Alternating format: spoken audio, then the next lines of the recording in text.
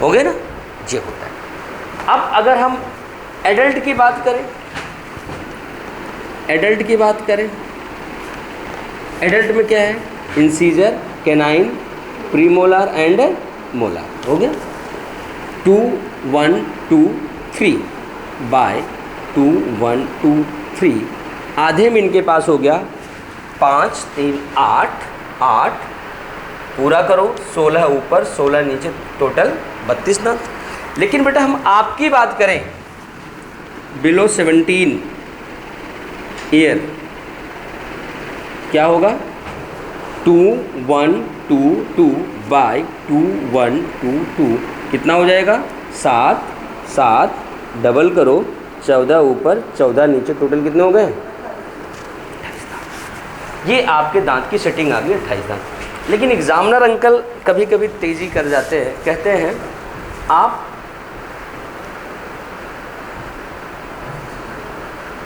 Dental formula बताओ डाइफ्योडोंटिथ का जो 2 बार उगते हैं, तो कहाँ है बताओ, इनमें से है कहीं कि अलग लिखना पड़ेगा?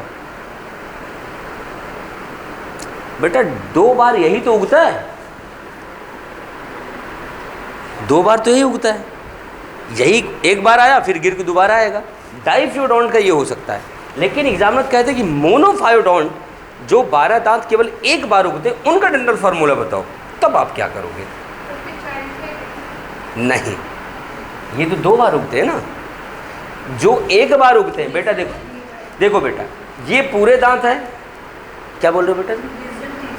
हाँ हाँ वो, ये देखो ये पूरे दांत है, ये आपके एक बार वाले हैं ये, तो इसको अगर आप माइनस करो, देखो मैं बता रहा हूँ, अब आप इक्वेशन सॉल्व करना, इधर देखना, incisor, canine, premolar and molar, हो गया।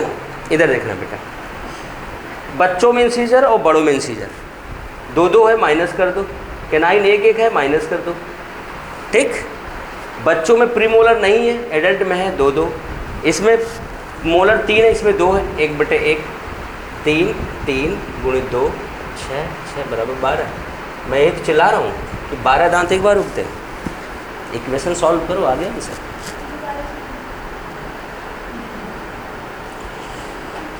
बेटा आपके पास 10 रुपये हैं, 10 मिनट पहले 8 रुपये थे, अभी कितने मिले? 2 कैसे आया? मैंने नहीं दिए, आपने घटाए, आपने 10 में से 8 घटाए। यहाँ देने लेने की तो बात ही नहीं हुई, बात यह है कि 10 हैं, 8 थे, तो कहाँ से आए, मतलब आपने घटा के देखे।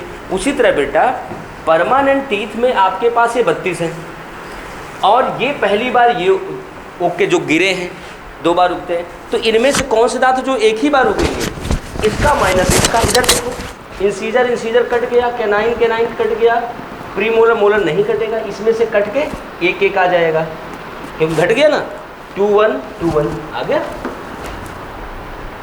देखो बेटा, मेरा मानना है सब्जेक्ट कोई भी हो, बस दिमाग होना चाहिए एप्लीकेशन वाला। वैसे तो भगवान ने सबको दिया है, बट एप्लीकेशन करना सीखो तो आपका काम हो जाएगा। चलो, डेंटल फार्मूला आपने डेफिनेशन लिख लिया, अब सारा कॉपी कर लो। इसको भी लिखोगे क्या मोनोफायोडोंट वाला? तो लिख देंगे हम। बेटा ये काटना मत बस, ठीक प्लीज़, नहीं मुझे दोबारा लिखना पड़ेगा।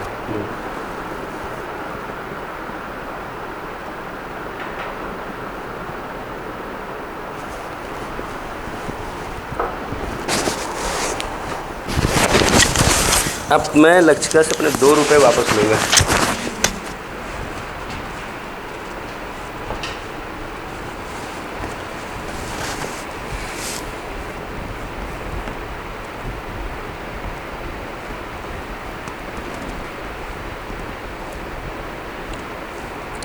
बेटा जैसे दांत है ना, ये टीथ, ऐसे लैब में बहुत सारे एनिमल्स वगैरह पड़े हैं preserve, Ascaris, earthworm, cockroach, fish, बहुत सारी स्लाइड हमारे बॉडी के अंदर की, टेस्टिस, ओवरी, टिश्यू के सब पड़े हैं, कभी भी देखना चाहो देख सकते हो वहाँ। हाँ, असली के जो प्रिजर्व हैं वो असली के हैं, और जहाँ पर गवर्नमेंट ने बैन लगाया है, जैसे फ्रॉग मछलियाँ हम प्रिजर्व नहीं कर सकते मार के, देखो गवर्नमेंट का रूल, खा सकते हैं लेकिन रख नहीं सकते, तो यहाँ हमने आर्टिफिशियल रखा है। बाकी कॉकरोच, मक्खी वगैरह असली है, प्लांट वगैरह असली है, ठीक। एस्कैरिस जो आपके पेट में लंबा सा होता है ना, जिसके लिए टेबलेट खिलाते हैं स्कूल में, एल्बेंडाजोल, वो असली है।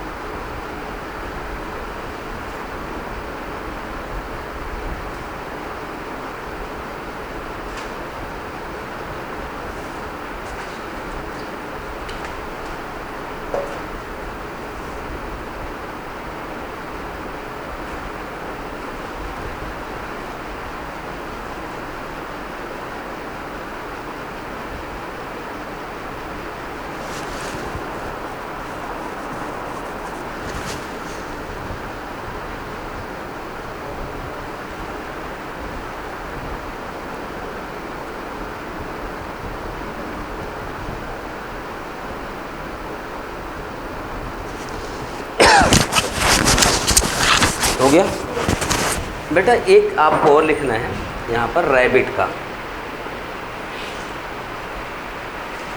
इसका होता है बेटा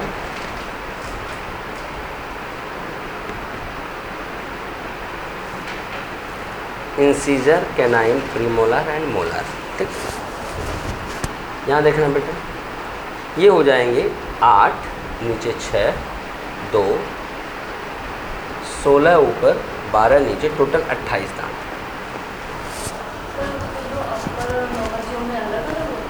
हाँ बेटा, इसीलिए उसके देखिए 2 दांत ऐसे दिख रहे होते हैं। अब बेटा यहाँ 0 आ गया, ये 0 आपसे पूछा जाता है। बेटा देखना कैनाइन अब्सेंट है, और ये कैनाइन अब्सेंट होना रिप्रेजेंट करता है कि रैबिट इज़ हर्बीवोरस।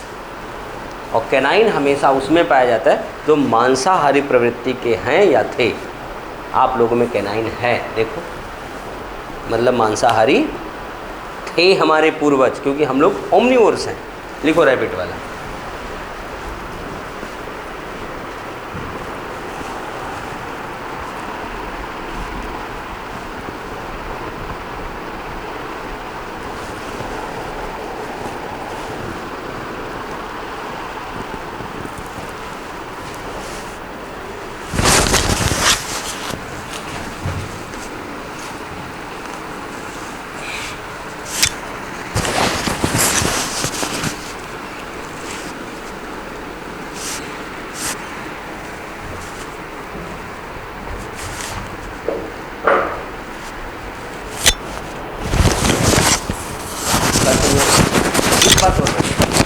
आपको लिखना है अभी कई बच्चे लिखेंगे।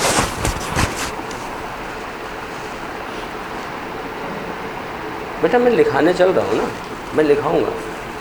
लिखो absence of canine in rabbit. देखो बेटा मैं डायरेक्ट सवाल लिखूँ, अपनी लैंग्वेज में क्यों लिख रहे हो? Absence of canine in rabbits,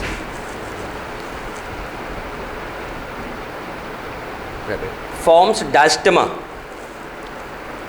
diastema, DIASTEMA, diastema, diastema.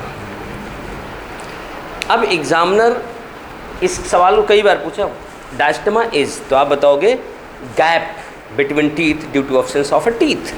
उल्टा हो गया ना, कैनाइन एब्सेंट हो गया। ऐसे सवाल आते हैं। रिप्रेजेंट डायस्टेमा, जो कैनाइन का एब्सेंस है। ऐसा नहीं, देखो हमारे बच्चों में भी प्रीमोलर एब्सेंट था लेकिन गैप नहीं था। जहाँ गैप है डायस्टेमा है। आपने हाथी देखा है? हाथी के 2 दांत ऐसे बाहर निकले होते हैं। वो हाथी के निकले होते हैं कि हथनी के निकले होते हैं? हथनी के नहीं निकलते, दोनों के निकलते हैं बेटा। ये सवाल सिर्फ पूछ के कन्फ्यूज किया जाता है। अब ऐसा थोड़ी है कि ह्यूमन मेल के दांत होते हैं, फीमेल के दांत नहीं होते हैं, वो तो होते हैं। तो बेटा ये सवाल तो ऐसे पागल बनाने के लिए किया जाता है। सवाल जो PMT का है वो ये है, जो टस्क होता है एलिफेंट का, आगे निकला हुआ दिखावटी दांत, वो किस दांत के मॉडिफिकेशन होते हैं? कैनाइंस। एक बच्चे ने बताया कैनाइन, और बाय बैड लक इसका आंसर गलत है। इंसीजर लिखो स्टार बना के। Tusk of elephant, tusk of elephant is modification of incisor, upper incisor modification.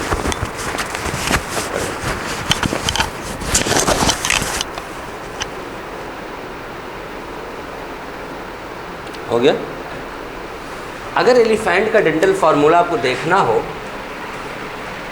आपको बता दें, आएगा 1003/0003।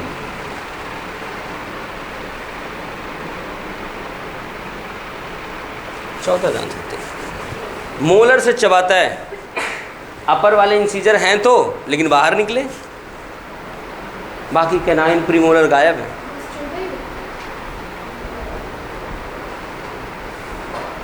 इतने में ही उसके बड़ी शरीर का काम चल जाता है।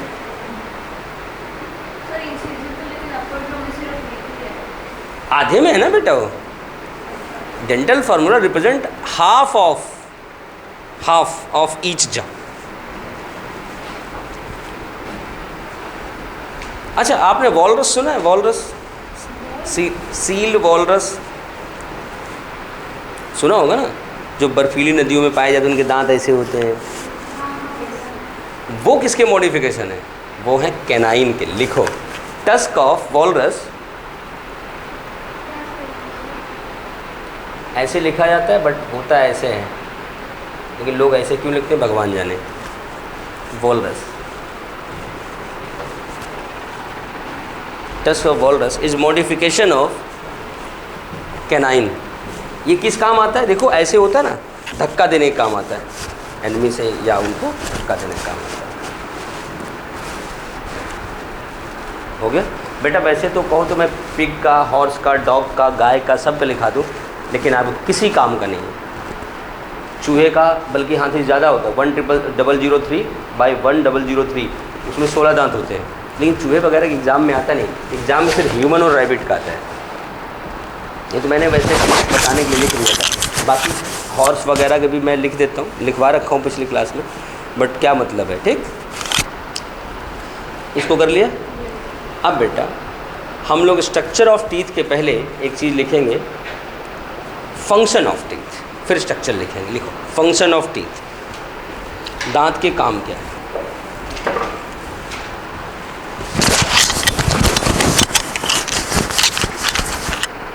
Function of teeth, function of teeth. अब बताओ दांत किस किस काम आता है? Cutting, tearing. टीयरिंग में कौन सा दांत आता है? मुझे याद है सवाल पूछा गया है, which of following teeth help in tearing of food, food को फाड़ने में। Canine.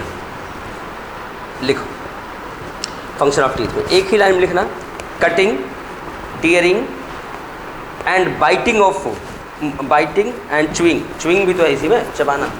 Cutting, tearing, biting and chewing. Chewing मतलब mastication, chewing of food and chewing of food. हो गया।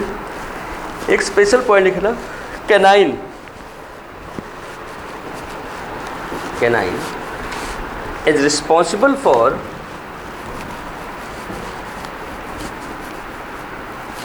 टीयरिंग ऑफ फूड,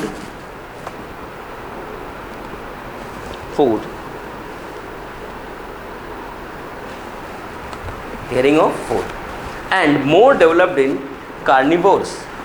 कैनाइन, आप देखो ना, आपके घर में जो डॉगी होगा या पेट कैट होगी, इनके देखो कैनाइन उभरे हुए होते हैं, क्योंकि ये कार्निवोर्स हैं। बिल्ली को कितना बिस्कुट और दूध खिला लो, अगर आप नहीं हो, चूहा दिख गया तो खा के मानेगी, क्योंकि उसकी फाइलोजेनी क्या है? कार्निवोर्स है। मांस खाती ही खाती है, शिकार करके खाती ही खाती है। याद रखें। हो गया। अब हेडिंग बनना, स्ट्रक्चर ऑफ टीथ। बेटा स्ट्रक्चर ऑफ टीथ हम लोग अगली क्लास में पढ़ेंगे, और आज जो पढ़ाई इसे एक बार रिवाइज करो।